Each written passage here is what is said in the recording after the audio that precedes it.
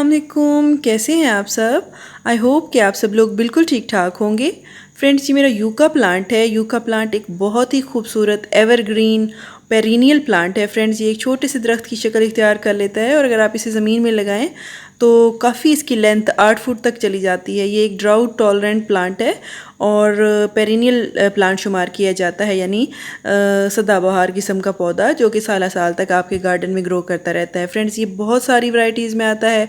Yucca aloifolia, yucca filamentosa and yucca gloriosa. ये I think yucca aloifolia variety है। Yucca aloifolia variegata. इसके आप leaves देख सकते हैं कि साइड से ये येलो हैं, तो ये एक वेरीगेटेड वैरायटी है यूका की।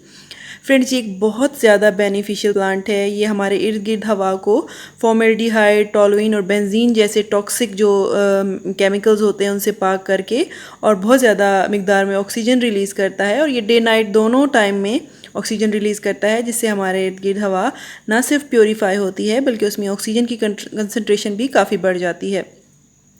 फ्रेंड्स, इसकी केयर की बात करें तो इस प्लांट को कोई ज़्यादा केयर की ज़रूरत नहीं होती है। हाँ, अलबत्ता आप इसको ऐसी जगह पे रखें, घर में अगर आप इसको लाएं तो ऐसी जगह रखें जो राह गुज़र ना हो, जो एंट्रेंस ना हो और बच्चों के खेलने की जगह ना हो, क्योंकि इसके जो एजेस होते हैं वो काफ़ी शार्प और थॉर्नी होते हैं और ये ज़ख्मी कर सकते हैं बच्चों को। ये मेरे इस प्लांटर में 2 साल से लगा हुआ है। आई थिंक कि मुझे अब इसको रीपॉट करना पड़ेगा। देखते हैं क्या करते हैं, क्योंकि काफ़ी डिफ़िकल्ट होता है इसको रीपॉट करना। फ्रेंड्स, इसकी सनलाइट रिक्वायरमेंट की बात करें तो ये एक सन लविंग प्लांट है। आपने इसको फुल सनलाइट में रखना है। लेकिन अगर आपके घर में सनलाइट नहीं भी आती है तब भी ये प्लांट बहुत अच्छे तरीके से सर्वाइव कर जाएगा, क्योंकि ये शेडी एरिया में भी बहुत अच्छे तरीके से ग्रो करता है। और फ्रेंड्स, इसको जो सॉइल होती है वो आप किसी भी सॉइल में लगा दें, चाहे गार्डन सॉइल में लगाएं, सैंडी सॉइल में लगाएं, अल्कलाइन हो या एसिडिक हो, जो मर्ज़ी सॉइल हो, ये बहुत अच्छे तरीके से ग्रो करता रहेगा।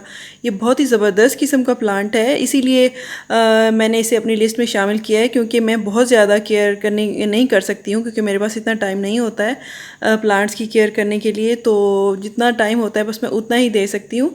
तो फ्रेंड्स, इसको फर्टिलाइज़ करने की भी कोई ख़ास ज़रूरत नहीं होती। जब सॉइल शुरू में आप प्रिपेयर करें तो उसी में ही आप काउडंग पाउडर डाल दें, तो आपको पूरा साल इसको फर्टिलाइज़ करने की भी ज़रूरत नहीं पड़ती है। और वाटर रिक्वायरमेंट की बात करें तो क्योंकि ये एक सकुलेंट प्लांट है, इसलिए इसको पानी की भी ज़्यादा ज़रूरत नहीं होती है। हफ्ते में 3 बार अगर आप इसे मुकम्मल तौर पर मिट्टी खुश्क होने पर पानी दें तो अच्छा है। हम बात करेंगे इसकी प्रोपेगेशन की, तो आप इसको इसकी स्टेम कटिंग के ज़रिए, रूट कटिंग के ज़रिए और सीड्स के ज़रिए, इन तीनों तरीक़ों से ग्रो कर सकते हैं। बल्कि आप इसको राइजोम्स के ज़रिए भी प्रोपेगेट कर सकते हैं। लेकिन जब आप इसको सीड्स के ज़रिए ग्रो करें तो थोड़ा सा आपको पेशेंस रखना होगा, क्योंकि सीड्स को स्प्राउट होने में थोड़ा टाइम लग सकता है। और इसकी प्रूनिंग करते हुए आप थोड़ा एहतियात से काम लें, ग्लव्स और मास्क वगैरह ज़रूर पहन लें ताकि आपको इसके जो कांटे हैं वो ना लगें। और फ्रेंड्स, आपने जो इसके नीचे वाले पत्ते होते हैं उनको आपने रिमूव करना है, या तो आप सीजर से कट कर लें या फिर हाथ से ऐसे ही नीचे की तरफ करेंगे तो ये इजीली टूट जाएंगे। तो फ्रेंड्स, जो नीचे वाले लीव्स होते हैं आपने उनकी प्रूनिंग करनी होती है। ये थी हमारी आज की वीडियो। उम्मीद है आपको इससे कुछ इन्फॉर्मेशन मिली होगी। Thank you very much. मिलते हैं नेक्स्ट वीडियो में किसी और टॉपिक के साथ। अल्लाह हम सब का हामी और नासिर हो।